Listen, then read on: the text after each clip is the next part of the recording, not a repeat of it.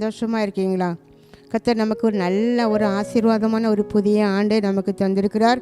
அவரை நம்பி நம்ம இந்த புதிய ஆண்டுகளை நம்ம கடந்து வந்திருக்கிறோம். ஆண்டவரே, இந்த புதிய ஆண்டிலும் கூட நீர் எங்களோடு கூட பேசுங்க என்று சொல்லி நம்ம அவரை பார்த்து நம்ம கேட்போமா? நீர் இல்லாத நாளெல்லாம் நாளாகுமா? நீர் இல்லாத வாழ்வெல்லாம் வாழ்வாகுமா? நீர் இல்லாத நாளெல்லாம் நாளாகுமா? நீர் இல்லாத வாழ்வெல்லாம் வாழ்வாகுமா? உயிரின் ஊற்றே நீயாவாய், உண்மையின் வழியே நீயாவாய். உயிரின் ஊற்றே நீயாவாய், உண்மையின் வழியே நீயாவாய். உறவின் பிறப்பே நீயாவாய், உள்ளத்தின் மகிழ்வே நீயாவாய். நீர் இல்லாத நாளெல்லாம் நாளாகுமா? நீர் இல்லாத வாழ்வெல்லாம் வாழ்வாகுமா? அன்பின் ஆண்டவரே, எங்களோடு கூட பேசுங்கப்பா. இந்த நாளிலும் கூட ஆண்டவரே, உம்முடைய வசனத்தின் மேன்மையை நாங்கள் உணரணும் ஆண்டவரே. இந்த வார்த்தையை அன்பு பிள்ளைகள் கேட்டுக்கொண்டு இருக்கும்போதே அவங்க வாழ்க்கையில் ஒரு சுகம் கிடைக்கட்டும், ஒரு அற்புதம் நடக்கட்டுமே ஆண்டவரே. நீங்கள் பேசுவதை எங்கள் பிள்ளைகள் உணரணும். இந்த வார்த்தைக்கு விரோதமாக செயல்படுகிறதான எல்லா அந்நிய கிரியைகளை இயேசுவின் நாமத்தில் கட்டுகிறேன். இயேசுவின் நாமத்தில் ஜெபிக்கிறேன் நல்ல பிதாவே, ஆமேன். ஹல்லேலூயா. கிருபை நிறைந்த இயேசுவின் நாமத்தினால என்னுடைய சார்பாகவும் குடும்பத்தின் சார்பாகவும் ஒரு ஆசீர்வாதமான ஒரு இனிய ஒரு புத்தாண்டு வாழ்த்துதலை நான் உங்களுக்கு தெரிவித்துக் கொள்கிறேன். கர்த்தர் தாமே உங்களை ஏராளமாக இந்த ஆண்டிலே ஆசீர்வதிப்பாராக. ஆமேன். இந்த நாளிலும் ஆண்டவரே, அன்பு பிள்ளைகளுக்கு என்ன வாக்கு தத்தங்களை கொண்டு போக வேண்டும் என்று சொல்லி நான் தேவ சமூகத்தில் நான் செபித்த போது கர்த்தர் உங்களுக்கு தந்ததான ஒரு தலைப்புனா, நான் உங்களை விட்டு விலகாத இயேசுங்கிற தலைப்பில் தான் இன்றைக்கு நான் உங்களோட பேசுகிறேன். யோசுவா 1 அதிகாரம் 5 வசனத்தின் பின் பகுதியை நம்ம எடுத்துக்கொள்வோம். நான் மோசையோடு இருந்தது போல உன்னோடும் இருப்பேன், நான் உன்னை விட்டு விலகுவதும் இல்லை, உன்னை விட்டு நான் உன்னை கைவிடுவதும் இல்லை அப்படிங்கிற ஒரு அருமையான ஒரு வாக்கு தத்தம். ஆண்டுடைய வாக்கு தத்தங்கள் ஒவ்வொன்றும் அது ஆமென்றும் ஆமேன் என்றும் இருக்கிறது. ஆம் ஆமேன்னா என்ன அர்த்தம்? அது அப்படியே ஆகும். அதனால தான் பாருங்கள், நம்ம வருடத்தின் 1ஆம் தேதியில் நம்ம ஆலயத்தில் போய் ஒரு வாக்கு தத்தம், ஒரு சீட்டில் ஒரு வாக்கு தத்தம் தான் எழுதி வச்சுருப்பாங்க. அந்த ஒரு வாக்கு தத்தத்துக்கு ஆண்டவரே, எனக்கு நீங்கள் என்ன வாக்கு தத்தம் தர போகிறீங்க அப்படி சொல்லி வரிசையில் நின்று அந்த வாக்கு தத்தத்தை எடுத்துக்கொண்டு அங்கே இருக்கோம்.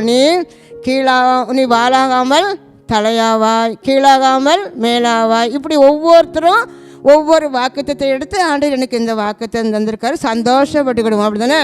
நம்ம வீட்டுக்கு நான் சிறு பிள்ளையாக இருக்கும் போதெல்லாம் தினமும் அங்கே இந்த பிச்சை எடுப்பதற்காக வருவாங்க. ஒரு பாத்திரத்தை கொண்டுட்டு கொஞ்சம் அரிசி தாங்க அப்படின்னு சொல்லி கேட்பாங்க. அப்போ எல்லார் வீட்லேயும் வழக்கமாக அப்படி போகும்போது கொஞ்சம் கொஞ்சமாக எடுத்து அதில் நினச்சிவாங்க கொடுப்பாங்க, சந்தோஷமாக வாங்கிட்டு போயிடுவாங்க. ஆனால் வீட்டில் நிறைய அரிசி இருக்கும், மூடையும் அரிசி இருக்கும். ஆனால் அவங்க கேட்குறது கொஞ்சம் தான் கொடுப்பாங்க, பார்த்துக்கோங்க. அதே போல் நாமும் இன்னைக்கு இந்த வேத புத்தகத்தில் ஆதியாகமத்திலேருந்து வெளிப்படுத்தல் வரைக்கும் நிறைய வாக்குத்தத்தங்கள் இருக்குது, அப்படி தானே? ஆனால் ஒரு வாக்குத்தத்தத்துக்காக ஏங்கி ஆண்டவரே ஒரு வாக்குத்தத்தம் தாங்க, எனக்கு என்ன வாக்குத்தத்தம் அப்படி சொல்லி நம்ம நினச்சி திருப்தி விட்டுக்கிடுவோம். ஆனால் இன்றைக்கி அதான் ஆண்டவர் சொன்னார், நமக்கு உங்களுக்கு அந்த வாக்குத்தத்தம் என்ன தெரியுமா? நான் உங்கள் கூட இருப்பேன். அவர் எடுத்துக்காட்டுக்கு வர சொன்னார், நான் மோசையோடு எப்படி இருந்தேனோ அதே போல் யோசுவை பார்த்து சொல்கிறாரு, நான் மோசைக்கிட்டேன். ஏன்னா யோசுவை பயப்படுறாரு. ஏன் பயந்தார் தெரியுமா? மோசைக்கு கையில் கொடுத்த அத்தனை பொறுப்புகளும் இப்போ வாங்கி யோசுவா கையில் கொடுத்தாச்சு. அப்போ யோசுவாக்கு எவ்வளோ பயமாக இருக்கும், எப்படின்னா இவ்வளோ பொறுப்பையும் நான் நடத்துவேன். ஏன்னா மோசையோடு கூட இருந்து பார்த்து வந்த அனுபவம் உள்ள அந்த யோசுவாவுக்கு ஒரு பயம், என்ன செய்வேன், ஒரு நடுக்கம், எப்படி நான் பயந்தார். இதை பார்த்து ஆண்டுச்சுன்னா நீ பயப்படாத, நான் பொறுப்பை மட்டும் உன்கிட்ட தரலை, மோசையோடு இருந்தது போல் நான் உன் கூட இருந்து எல்லாத்தையும் நினச்சிவேன், நான் உன் கூடயே இருந்து விலகவே மாட்டேன், உன் கூட தான் இருப்பேன் அப்படி சொல்லி சந்தோஷப்படுத்தி உற்சாகப்படுத்துகிறாரு. இன்றைக்கி நீங்கள் நினைக்கலாம், ஆமாம் மோசையை பார்த்து சொன்னார், யோசுவை பார்த்து சொன்னார், அதுக்கு நமக்கு என்ன என்ன என்ன இருக்குது, நமக்கு என்ன சம்பந்தம் அப்படி சொல்லி நீங்கள் நினைக்கிங்க. இல்லை, இன்றைக்கி ஆண்டவர் உங்களை பார்த்து சொல்கிறாரு. இன்றைக்கி யாரெல்லாம் அந்த வார்த்தையை கேட்டுக்கொண்டு இருக்கீங்களோ உங்களை பார்த்தேன்னு சொல்கிறாரு. என் அன்பு மகனே, என் அன்பு மகளேன்னு சொல்லி உங்களை கூப்பிட்டு உங்கள் வலது கையை கத்தர் பிடித்து என்ன சொல்கிறது தெரியுமா, நான் உன்னை விட்டு என்ன செய்ய மாட்டேன், நான் விலகவே மாட்டேன், இந்த ஆண்டில் நான் உன்னை விட்டு விலகவே மாட்டேன், உன்னை கைவிட மாட்டேன். எத்தனையோ பேர் உங்களை விட்டு நான் விலக மாட்டேன் கைவிட மாட்டேன்னு சொன்னாலும் சூழ்நிலை வரும்போது என்ன செஞ்சிருவாங்க, விலகி போயிடுவாங்க. அப்படி விலகி போகும்போது அந்த இருதயம் எவ்வளவோ வேதனைப்படுங்கிறது அந்த அனுபவத்தில் இருக்கவங்க தான் தெரியும். அப்போ இன்றைக்கி ஆண்டு சொல்கிறாரு, நான் உங்களை விட்டு விலக மாட்டேன். இந்த ஒரு வருஷத்துக்குமா இல்லை, மத்தேயு எழுதின சுவிசேஷம் 28:20 பார்க்கும்போது உலகத்தின் முடிவு பரியந்தமும் சகல நாட்களிலும் நான் என்ன செய்வேன், உன் கூடவே நான் இருப்பேன், இந்த உலகம் முடிகிற வரைக்கும் நான் உன் கூட தான் இருப்பேன், இந்த வருஷத்துக்கு 2 வருஷத்துக்கு 3 வருஷத்துக்கு அப்படிலாம் கிடையாது அப்படி சொல்லி ஆண்டவர் உங்களை உறுதியாக நினைச்சாரு, அவர் உற்சாகப்படுத்தி உங்களுக்கு சொல்கிறாரு. அப்போ இன்றைக்கி நாங்கள் என்ன வாக்கு தத்தம் அப்படின்னு சொன்னால், இந்த வாக்கு தத்தம் தந்த தேவன் தான் நமக்கு வாக்கு தத்தம். அதாவது மோசே எகிப்துக்கு ஆண்டவர் மோசையை அழைத்து, நீ எப்படியாவது நீ எகிப்தில் போய் இஸ்ரேல் ஜனங்களை அடிமைத்தனத்தில் 430 வருஷமாக இருக்காங்க, அவங்கள நீ தான் என்ன செய்யணும், விடுதலை பண்ணி கொண்டு வரணும்னு சொல்லி அப்படி பேசிகிட்டு இருக்கும்போது இந்த மோசி சொல்கிறாரு, சரி நான் போவேன், எகிப்தில் போய் இதெல்லாம் அப்படி சொல்லி இந்த ஜனங்களை விடுதலை பண்ணதுக்கு எல்லாம் நான் சொல்லுவேன். ஆனால் அங்கே உள்ளவங்க உன்னை அனுப்புனவங்க பெயர் என்ன அப்படி கேட்டால் நான் என்ன சொல்லுவேன் அப்படின்னு சொல்லி ஆண்டவரை பார்த்து மோசே கேட்குறாரு. உடனே ஆண்டவர் சொன்னார், அங்கே போய் சொல்லி நான் தான் சொல்லி, நான் இருக்கிறேன், நான் தான். அப்போ மோசே இல்லை ஆண்டவரே பேரை சொல்லுங்கள், நான் தான் சொல்கிறாரு. பாருங்கள், இன்றைக்கி அருமையில் உங்களுக்கு அப்படி தான் ஒரு வாக்கு தத்தம் கேட்டுட்ருக்கீங்க பார்த்தீங்களா, நான் தான் உங்களுக்கு வாக்கு தத்தம் அப்படின்னு ஆண்டவர் சொல்கிறாரு. அப்படி சொன்னால் என்ன அர்த்தம், அந்த பைபிளில் இருக்கிற அத்தனை வாக்கு தத்தம் எழுதின வாக்கு தத்தம் தந்த தேவன் தான் உங்களுக்கு இந்த வருஷம் என்னது வாக்கு தத்தம். ஹல்லேலூயா. நம்ம ஆண்டவர் சின்ன சின்ன பீஸாக தரமாட்டார் பாருங்க, அவர் எப்படி தருவாராம், டன்னா தருவாராம். அப்போ இந்த ஆண்டில் அத்தனை வாக்கு தத்தங்களும் யாருக்கு தான், உங்களுக்கு தான். கரந்தட்டி கர்த்தருக்கு நன்றி சொல்லுவோமா, ஹல்லேலூயா. அந்த வாக்கு தத்தம் தந்த தேவன் உங்களோடு கூட அவர் என்ன செஞ்சுருக்கிறாரு, நான் இருப்பேன். அப்போ ஒரு சின்ன காரியம், அவர் மட்டும் நான் உங்களை விட்டு விலகவே மாட்டேன் அப்படின்னு சொல்கிறாரு. அப்போ இந்த புதிய ஆண்டில் நம்ம செய்கிற காரியம் என்ன அப்படின்னா, நானும் இயேசுவோடு கூட என்ன செய்வேன், இணைந்து இருப்பேன், நானும் ஆண்டவரை விட்டு விலக மாட்டேன். யாராவது உங்களை ரொம்ப நேசித்தாங்கன்னா நம்ம என்ன சொல்லுவோம், நான் உன்னை உயிருக்கு உயிராக நேசிக்க, நீங்கள் என்ன சொல்லுவீங்க, நானும் உன்னை உயிருக்கு உயிராக நேசிக்க அப்படி சொல்லுவோம்ல. யார் நம்மளை ரொம்ப நேசிக்காங்களோ அவங்கள நம்மளும் ரொம்ப நேசிப்போம். ஆனால் ஆண்டவர் இன்னைக்கு என்ன சொல்லிட்டாரு, நான் உங்களை விட்டு விலகவே மாட்டேன். அப்போ நீங்களும் ஏசப்பா பார்த்து என்ன சொல்லணும், ஆண்டவரே நானும் உங்களை விட்டு இந்த ஆண்டில் நான் விலகவே மாட்டேன் அப்படி சொல்லி நீங்கள் ஆண்டவரோடு கூட இணைந்து வாழ்கிற ஒரு வருஷமாக இது உங்களுக்கு இருக்கணும் பாருங்க. ஆண்டவரோடு இணைந்து வாழ்ந்த ஒரு தேவ மனிதர் எழுதிய ஒரு புத்தகத்தை நான் வாசித்த போது எனக்கு அது மிகுந்த ஒரு ஆச்சரியமாக இருந்தது பாருங்க. ஒரு இடத்துல வந்த உடனே அவர் ஆண்டவரை பார்த்து கேட்குறாரு, ஆண்டவரே இந்த இடத்துல ஒரே 2 காலடிகள் மட்டும்தான் இருக்குது, அப்போ நீங்கள் என் கூட வரலையா அப்படி சொல்லி கேட்குறாரு. உடனே ஆண்டவர் சொல்கிறாரு, இல்லை மகனே நான் உன் கூட தான் வந்தேன், அந்த 2 காலடியும் என்னுடைய காலடி, ஏன்னா இது வழுக்குகிற பாறை உள்ள ஒரு இடம், சத்துருக்களால் சூழப்பட்ட ஒரு பகுதியை நம்ம கடந்து வரும்போது நீ அதை என்ன செஞ்சுக்கிட மாட்டான், நீ நடந்து வந்துக்கிட மாட்டான், அதனால் நான் உன்னை என்ன செஞ்சுட்டு வந்தேன், உன்னை நான் தூக்கிட்டு வந்தேன்.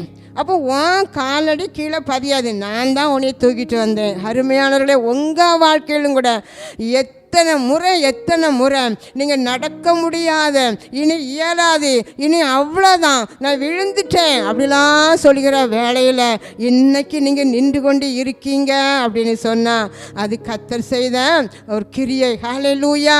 அவர் உங்களை தூக்கி சுமந்து வந்தார். கரந்தட்டி அந்த கர்த்தரை மகிமைப்படுத்துவோமா? ஹல்லேலூயா, ஹல்லேலூயா. நான் உன்னை விட்டு விலகுவதும் இல்லை, உன்னை கைவிடுவதும் இல்லை என்று சொல்லி உபாகம் 31:6 சொல்லியிருக்கு, 31:8 சொல்லியிருக்கு. உன்னை விட்டு நான் விலகவே மாட்டேன். நீர் இல்லாத, அதான் பக்தன் பாடுதார், நீர் இல்லாத நாளெல்லாம் எனக்கு நாளே இல்லை. நீங்கள் இல்லாத வாழ்க்கை எனக்கு ஒரு வாழ்க்கையே இல்லை. அந்த அனுபவத்துக்குள்ளே நம்ம என்ன செய்யணும்? எல்லாரும் இருக்கணும் பாருங்க. அப்போது என்னென்னா, நம்ம ஆண்டவரோடு சார்ந்து வாழும்போது இனி நான் அல்ல, கிறிஸ்துவே எனக்குள்ள பிழைத்திருக்கிறார். நான் செத்து போய்விட்டேன், ஆண்டவர் எனக்குள்ளே ஜீவிக்கிறாரு. இல்லை அவரும் நான் ஆளணும், நானும் ஆளணும், அது முடியாது. நான் இனி நான் அல்ல, கிறிஸ்துவே எனக்குள்ளே பிழைத்திருக்கு. அவர் தான் என்னை நடத்துவார், அவர் தான் இனிமேல் எல்லாமே. அப்போது நம்ம ஜெபம் எல்லாமே இனி புதிதாக மாறணும். புதிதான ஒரு மனிதனாக இந்த புதிய ஆண்டில் நம்ம அநேக ஆண்டவர் அந்த புதிய ஆண்டில் எனக்கு அப்படி சொன்னு இப்படி சொன்னு கேட்போம். ஆனால் அந்த புதிய ஆண்டில் நம்ம எப்படி இருக்க போகிறோம்? நீங்கள் எப்படி இருக்க போகிறீங்க ஆண்டவரோடு கூட? அவர் விலக மாட்டேன்னு வாக்கு கொடுத்துட்டார். ஆனால் நீங்கள் எப்படி இருக்க போகிறீங்க அப்படின்னு சொல்லி பாருங்கள். அந்த கெட்ட குமாரன் கதையில் அந்த இளைய குமாரன் தகப்பனுடைய ஆசைகள் எல்லாவற்றையும் வாங்கி கொண்டு கெட்ட நண்பர்களோடு எல்லாம் அவரை அழிச்சிட்டு வந்த பிறகு கூட வீட்டுக்கு வந்தோடனே அங்கே நினச்சிதாங்க, அங்கே மேலே தாளத்தோட விருந்து உபசரணம் நடந்துட்டுருக்கு. இதை தூரத்துலேருந்து பார்த்த மூத்த பையன் என்ன சொன்னான்? அப்பாட்ட போய், அப்பா நான் உங்கள் கூட தானே எப்போவுமே இருக்கேன், ஒரு ஆட்டுக்குட்டியை கூட எனக்கு நீங்கள் தந்தது கிடையாது, இவன் எல்லாவற்றையும் அழிச்சிட்டு வந்துட்டான், அவனுக்கு மட்டும் நீங்கள் கொடுத்தீங்களேன்னு கேட்க. அப்பா என்ன சொன்னாங்க? நீ என் கூட இருக்கா, நீ என்னோட கூட தானே இருக்கிறாய், அதனால எனக்குரியது எல்லாம் உனக்குரியது தானே அப்படின்னு அப்படி சொல்கிறாரு. இன்றைக்கி அநேக விசுவாசிகள் கூட சொல்லுகிற வார்த்தை இதுதான். அதனால் நான் செபிச்சு பார்க்கேன், எனக்கு நீங்கள் என் ஜெபத்தை கேட்கல. இன்னைக்கு வந்தாங்க, இன்னைக்கு புதுசாக வந்தாங்க, அவங்க கேட்ட ஜெபத்தெல்லாம் நீங்கள் கேட்டுட்டீங்களே, என் ஜெபத்தை மட்டும் நீங்கள் என்ன சரி கேட்கலையே. அவங்க நல்ல கூட ஜெபிக்க மாட்டாங்க, அவங்க நல்ல கூட ஒழுங்காக அவங்க வேதத்தை கடைபிடிக்கலை, அவங்க ஜெபத்தை நீங்கள் கேட்டுட்டு செஞ்சிட்டீங்க. ஆனால் என் ஜெபத்தை கேட்டு எனக்கு மட்டும் தரலையே நீங்கள் சொல்கிறீங்க. ஆண்டன்னைக்கு உங்களை பார்த்தேன்னு சொல்கிறாரு, என்னுடையது எல்லாம் உன்னுடையது. ஹல்லேலூயா. எனக்குரியது எல்லாம் உனக்குரியது அப்படின்னு ஆண்டவர் சொல்கிறாரு பாருங்க. அப்போ யாருக்கு லாபம்? உனக்குரியதெல்லாம் எனக்குரியது ஆண்டவர் சொல்கிறாரு உங்களை பார்த்து. உங்களுக்குரியது அவருக்குரியதான். அப்போ யாருக்கு லாபம்? நம்ம ஆண்டவர் உலகமே சொந்தம், அப்படி தானே? அந்த பணக்கார ஏசப்பா தான் சொல்கிறாரு, உங்களுக்குரியதான் எனக்கு. அப்போ தாராளமாக நம்ம என்ன கொடுக்கலாம்னா. அப்போ இன்றைக்கி சொல்ல ஆண்டவர், எனக்குரியதுலாம் உங்களுக்கு தான், உங்களுக்குரியது எல்லாமே எனக்குரியது தான் அப்படி சொல்லி அந்த மூத்த குமாரனை பார்த்து தகப்பன் சொன்னது போல் ஆண்டவர் இன்றைக்கி உங்களை பார்த்து நினச்சாரு.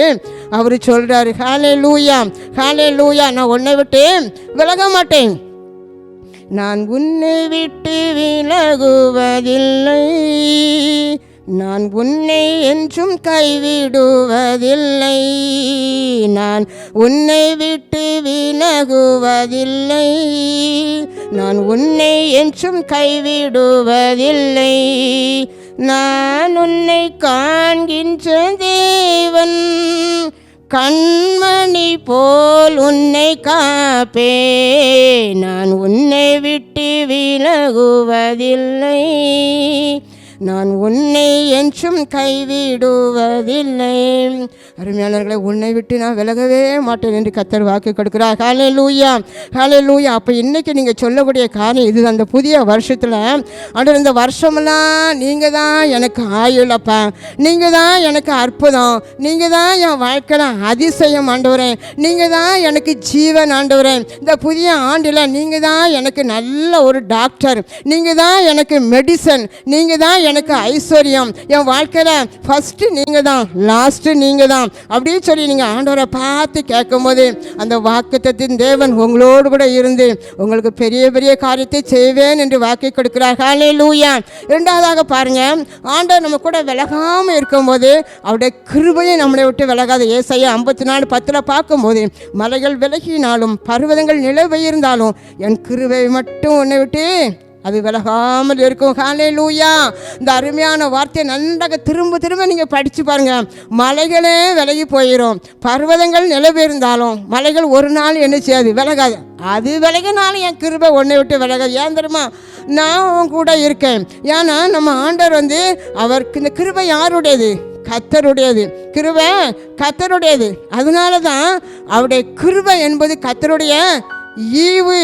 ஒவ்வொரு நாளும் அவருடைய கிருபைகள் புதியவைகளாக இருக்கிறபடினால புதிய புதிய கிருபைகளை நம்ம வாங்கி கொள்ளணும். சில நினைப்பாங்க ஒரு நாள் ஆலயத்துக்கு போகிறதுக்குள்ள கர்த்தர் கிருபை தந்துட்டார் அந்த வாரம் முழுவதும். இல்லை, ஒவ்வொரு நாள் இஸ்ரவேல் ஜனங்களுக்கு மன்னாவை புதியதாக கொடுத்தது போல கிருபையும் ஒவ்வொரு நாளும் புதியவைகள். அதை நம்ம கேட்டு நம்ம என்ன செய்யணும், அதை பெற்றுக்கொள்ளணும். இந்த ஆண்டில் கர்த்தர் சொல்கிறாரு, இந்த கிருபை உன்னை விட்டு விலகாது. அதனால தான் கடந்த ஆட்டில் அநேக கஷ்டங்களை நீ அனுபவிச்சா, அநேக இழப்புகளும் வாழ்க்கையில் வந்தது, அநேக பிரச்சனைகள், அநேக கடன் பாரம் தொல்லைகள் உன்னை நெருக்கிறது. ஏன் தெரியுமா?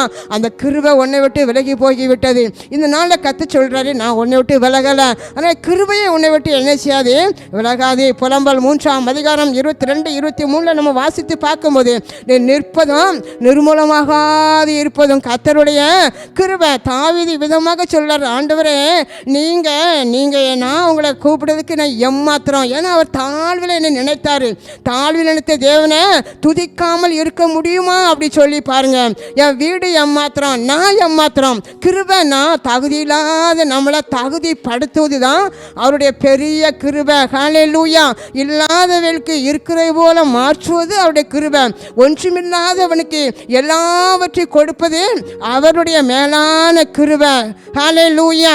அப்போ இன்றைக்கு கர்த்தர் உங்களை பார்த்து சொல்றாரு, நீங்க கடந்து வந்த போன வருஷத்துல நீ கடந்து வந்த பாதையில் எத்தனையோ ஆபத்துகள் வந்தாலும் உங்கள் ஜீவனை கர்த்தர் உங்களுக்கு தந்திருக்கிறாரு. ஆமென். உங்களோடு கூட ஒன்றாய் வாழ்ந்தவர்கள், தெரிந்தவர்கள், தெரியாதவர்கள் எத்தனையோ பேர் இந்த உலகத்தை விட்டு கடந்து போய்விட்டாங்க.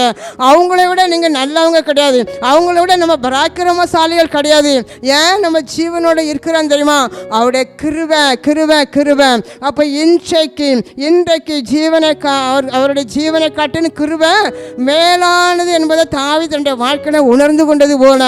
ஆமென். ஆண்டவரே, இந்த நாளில் அவர் உங்களை பார்த்து சொல்றாரு, கிருபை விலகாதுன்னு சொன்னீங்களே, அதற்காக நன்றி என்று சொல்லுங்க. ஹல்லேலூயா ஹல்லேலூயா. கிருபை அவருடைய கிருபை எண்ணி நம்ம அநேக பாடலாம் பாடுகிறோம். ஆமாம், ஆனால் கிருபை வேணும் கண்டிப்பாக. அவங்க தேவனுடைய பிள்ளைகளுக்கு ஒவ்வொரு நாளும் அந்த கிருபையை நம்ம பெற்றுக்கொள்ளணும். தாவீது சொல்ற தன் வாழ்க்கையில் சங்கீதம் 63 வாசித்து பார்க்கும்போது, ஜீவனை பார்க்கலாம் கிருபை மேலானது. யாக்கோபு 4:6 பார்க்கிறோம், அதிகமான கிருபையை அவர் உங்களுக்கு அளிக்கிறார் என்று சொல்லி. யோவான் 1:16 பார்க்கிறோம், கிருபை மேல கிருபை, அவர் கிருபை மேல கிருபையை மேல அவர் ஊற்றுவேன் என்று சொல்கிறார். ஹல்லேலூயா ஹல்லேலூயா. பாருங்க, தாவீது சவுலுக்கு பயந்து காட்டில் வாழ்ந்து கொண்டு இருக்கும்போது அநேகர் அந்த காட்டுக்குள்ள போகும்போது தாவீதை பார்த்து சொன்னாங்க, உன் எலும்புக்கு எலும்பும் உன் மாம்சத்துக்கு மாம்சமுமா நாங்கள் இருப்போம் சொல்லி போனாங்க. ஆனால் சூழ்நிலைகள் மாறும்போது என்ன செய்தாங்க, எல்லாரும் அந்த தாவீதுக்கு எதிராக எழும்புனாங்க. அது மட்டுமல்ல, கல்லறிந்து கொள்வதற்கு கல்லையும் கையில் எடுத்தாங்க. இப்படி தான் பாருங்க, உலக மனிதர்கள் யாரெல்லாம் நீங்கள் நம்பி இருந்தாங்களோ அவங்களாம் உங்களை விட்டு விலகி போயிடுவாங்க. ஆனால் இன்றைக்கு ஆண்டவர் உங்களை பார்த்து சொல்கிற வார்த்தை, என் அன்பு மகளே, நான் உன்னை விட்டு விலக மாட்டேன். அதனால என் கிருபை உன்னை விட்டு விலகவே விலகாது. என் கிருபை உன்னை விட்டு ஒரு நாளும் விலகாது. என் கிருபை உன்னை விட்டு உனக்கு குறையாது. வாழ தெரியாத என்றைக்கோ அழிந்து போகக்கூடிய நீ இன்னைக்கு வாழ்ந்து கொண்டா இருக்கிறாய் என்ன, அது கர்த்தருடைய கிருபை. அது கர்த்தருடைய கிருபை. முடியாததை கர்த்தர் வாழ்க்கையில முடிய வைத்திருக்கிறாரு, அது கர்த்தருடைய கிருபை என்பதை உணர்ந்து கொள். ஹல்லேலூயா. அது மட்டுமல்ல, அவர் விலகாத இயேசுவா கூட இருப்பேன், கிருபையை விளக்க மாட்டேன். மூணாவது என்ன, சமாதானத்தின் உடன்படிக்கை. அவர் நினைச்சிருக்காங்க, என் சமாதானமும் ஒன்றா நினைச்ச மாட்டேன், உன்னை விட்டு விளக்க மாட்டேன் கர்த்தர் வாக்கு கொடுக்கிறார். அந்த ஏசாயா 54:10 பின்பகுதியில் வாசித்து பார்க்கும்போது, என் சமாதானத்தின் உடன்படிக்கை நிலைவேறாமலும் இருக்கும் என்று உன்மேல் மனது உருகுகிற கர்த்தர் அவர் சொல்லுகிறார். யார் சொல்கிறா? ஆண்டவர் தான் உங்களை பார்த்து சொல்கிறாரு. மனதுருகி கடந்த ஆண்டில் எத்தனை முறை உங்கள் குடும்பத்தில் காலையில் நீங்கள் சமாதானம் இருப்பீங்க, சாயங்காலம் பார்த்தா அங்கே அழுகையும் கூக்குறல் தான் இருந்திருக்கும். ஆனால் இன்றைக்கு கத்துறதை விரும்பலை. என் பிள்ளைகள் சமாதானமாக இருக்கணும், அதனால தான் நான் கூடவே இருந்து உங்களை சமாதானமாக நான் வாழ வைப்பேன் என்று கத்தர் சொல்கிறார். ஏன் தெரியுமா? சொல்கிற ஆண்டவர் யார்? அவர் சமாதான கத்தர், அவர் சமாதான பிரபு, அவர் சமாதானத்தின் காரணர். பாருங்க, என்ன உடன்படிக்கை? என்னுடைய சமாதானத்தை நான் உங்களுக்கு வைத்து போகிறேன், என்னுடைய சமாதானத்தை நான் உங்களுக்கு கொடுக்கிறேன் என்று சொல்லி அந்த உடன்படிக்கை பண்ணியிருக்கிறாரு. அருமையான பிள்ளைகளை, இந்த புதிய ஆண்டில் கத்தர் கொடுக்கிற வார்த்தை, உன்னை விட்டு விலக மாட்டேன், ஆமென், என் கிருபை உன்னை விட்டு விலகாது, என் சமாதானத்தின் உடன்படிக்கை நிலைவேறாமல் இருக்கும் என்று கத்தர் சொல்கிறார். ஹல்லேலூயா. உங்கள் குடும்பத்துக்குள்ள ஆமென், உங்கள் குடும்பம் அரண்மனைக்குள்ள சுகமும் அலங்கத்துக்குள்ள சமாதானமும் பெருகும் என்று கத்தர் சொல்லிக்கிறார். குடும்பத்துக்குள்ள அப்படி சமாதானம் நதியை போல ஓடும் என்று கத்தர் உங்களை பார்த்து வாக்கு கொடுக்கிறார். அநேக வேளையில் குடும்பத்தில் சமாதானம் குறைபடும் போது ஒரே ஒன்று நீங்கள் மறந்து போகாதுங்க, எனக்கு சமாதானம் தருவேன், உடன்படிக்கைப்படின கத்தாவே என்று சொல்லி அவருடைய பாதத்தில் நீங்கள் அந்த வசனத்தை சொல்லி நினைவு கூறும்போது உங்கள் வீட்டுக்குள்ள ஒரு பெரிய சமாதான நதியை ஓட வைப்பேன் என்று கத்தர் வாக்கு கொடுக்கிறார். ஹல்லேலூயா. உங்கள் சமாதானத்தை கொடுக்கிற எந்த கொந்தளிப்பாக இருந்தாலும், எந்த புயலாக இருந்தாலும், காற்றையும் கடலையும் அதட்டின கத்தர் தாமே இந்த புதிய ஆண்டில் எல்லாம் வேண்டாத எது உங்களுக்கு சமாதானத்தை கெடுக்க வைக்கிற எல்லா காரியத்தையும் அதட்டி அமைதிப்படுத்துவேன் என்று கத்தர் உங்களை பார்த்து சொல்கிறார். ஹல்லேலூயா, ஹல்லேலூயா. எதெல்லாம் உங்களுக்கு சமாதானத்தை கெடுக்கிறது? பொருளாதார நெருக்கடியா? உங்கள் பிள்ளைகள் கீழ்ப்படியாத ஒரு வாழ்க்கை வாழ்ந்து கொண்டு இருக்கின்றார்களா? அது பிள்ளைகளுடைய வாழ்க்கையில், அது பிள்ளைகளுடைய எதிர்காலம் ஒரு செழிப்பாக இல்லை, நல்ல ஒரு வேலை இல்லை, திருமணம் ஆகலை அப்படி சொல்லி நீங்கள் கலங்கி கொண்டு இருக்கீங்க. கடன் பிரச்சனை, கடன் பாரம், மறுநாள் விடிய காலையில் கடன்காரர்கள் வருவார்களே, எங்கேயாவது ஓடி ஒழித்து கொள்வோமா? இப்படிப்பட்ட நிலையிலும் கூட நீங்கள் வாழ்ந்து சமாதானத்தை இழந்து கொண்டு இருக்கீங்க. வீட்டுக்குள்ள பிரிவினைகள், சண்டைகள், அநேக இப்படிப்பட்ட தோல்விகள், அவமானங்கள், ஏமாற்றங்கள், நஷ்டங்கள், எதிர்பார்த்தது நிறைவேறல, மற்றவங்க மூலமாக நீங்கள் அங்கே அநேக நிந்தைக்குள்ளாக நீங்கள் அனுமதிக்கப்பட்டிருக்கீங்க. எப்படி இருந்தாலும் கர்த்தருடைய ஆவியானவர் சொல்றாரு, நான் உங்களை விலகாதபடி கூடவே இருக்கிறதுனால என் சமாதானத்தின் உடன்படிக்கை அது நிலை பெயரவே செய்யாது என்று கர்த்தர் வாக்கு கொடுக்கிறார். ஹல்லேலூயா. அப்போ ஆண்டவர் விலகலைன்னா நாமளும் ஆண்டவர் கூடவே தான் நம்ம இருக்கணும். நான் ஒரு நிமிஷம் கூட ஆண்டவரே உங்களை விட்டு நான் விலகவே மாட்டேன்ப்பா, உங்கள் கிருபை எப்போது என் கூட தான் இருக்கணும் அப்படி சொல்லிடுற அனுபவம் நமக்கு இருக்கணும். அப்போ இனி நான் அல்ல, கிறிஸ்து தான் எனக்கு பிழைத்திருக்கிறார். என் சுயத்தில் எதுவுமே நான் வாழக்கூடாது, நீங்கள் எனக்குள்ளே இருந்து என்னை ஆளுகை செய்யணும் அப்படி சொல்லி ஒப்பு கொடுக்கும்போது இந்த புதிய ஆண்டில் கர்த்தர் உங்களோட கூட இருந்து, கர்த்தர் கூட இருந்தால் என்னென்ன ஆசீர்வாதம் உண்டோ அத்தனையும் தந்து உங்களை நான் வாழ வைப்பேன் என்று கர்த்தர் வாக்கு கொடுக்கிறார். நமக்குள்ளே அந்த ஒரு அனுபவம் இருக்கணும். நான் என் தேவன் ஆண்டு நீ எனக்கு உயிரின். அப்போ நம்ம ஆண்டவரை பார்த்து, ஆண்டவரே நீங்களும் எனக்கு உயிர் தான் அப்படி சொல்லி இந்த பாடலை நீங்களும் உற்சாகமாக மனமோந்து உள்ளத்தின் ஆழத்தில் இந்த பாடலை நம்ம பாடுவோம். என் உயிரான இயேசு என் உயிரோடு கலந்து, என் உயிரே நான் உம்மை துதிப்பேன், என் உயிரே நான் உம்மை துதிப்பேன், என் உயிரான உயிரான உயிரான இயேசு, என் உயிரான உயிரான உயிரான இயேசு, என் உயிரான இயேசு என் உயிரோடு கலந்து, என் உயிரே நான் உம்மை துதிப்பேன், என் உயிரே நான் உம்மை துதிப்பேன். கண்களை மூடுவோமா? ஆண்டவர் உங்களோடு பேசினாரே, என் அன்பு மகனே, என் அன்பு மகளே என்று சொல்லி உங்கள் வலக்கரத்தை நீங்கள் நீட்டுங்க. ஆண்டவர் உங்கள் வலக்கரத்தை போய் பிடித்திருக்கிறார். இந்த புதிய ஆண்டில் ஆண்டவரே இந்த புதிய ஆண்டு எனக்கு எப்படி இருக்குமோ என்று சொல்லி இருதயமே எனக்கு நடுங்குதப்பா. போன வருஷத்தில் நான் அனுபவித்த ஒவ்வொரு பிரச்சனையும் பாடுகளையும் நான் எண்ணி எண்ணி பார்க்கும்போது இந்த ஆண்டு எனக்கு எப்படி இருக்கும் ஆண்டவரே, இந்த ஆண்டு என் கூட நீங்கள் இருப்பீங்களா என்று சொல்லி நீ கதறிக்கொண்டு இருக்கிறாய். அதனால தான் அன்பு மகளே, கர்த்தர் உன்னோடு பேசுகிறார். என் அன்பு மகளே என்று சொல்லி உன் கரத்தை பிடித்திருக்கிறார். அன்பு மகனே என்று சொல்லி அன்பான உன் கரத்தை கர்த்தர் பிடித்திருந்து நான் உன்னை விட்டு விலகவே மாட்டேன் என்று கர்த்தர் உனக்கு வாக்கு கொடுக்கிறார். ஹல்லேலூயா, ஹல்லேலூயா. நன்றி ஆண்டவரே. வாக்குத்தத்தம் தந்த கர்த்தர் நானே உனக்கு இருக்கிறேன். நான் தான் உனக்கு வாக்குத்தத்தம். இந்த வேத பகுதியில், இந்த வேத புத்தகத்தில் ஆதி ஆகமத்தில் இருந்து வெளிப்படுத்தல் வரைக்கும் இருக்கிற அனைத்து வாக்குத்தத்தங்களும் என் பிள்ளையாக உனக்கு நான் தருகிறேன் என்று கர்த்தர் சொல்கிறார். ஆமென், ஹல்லேலூயா.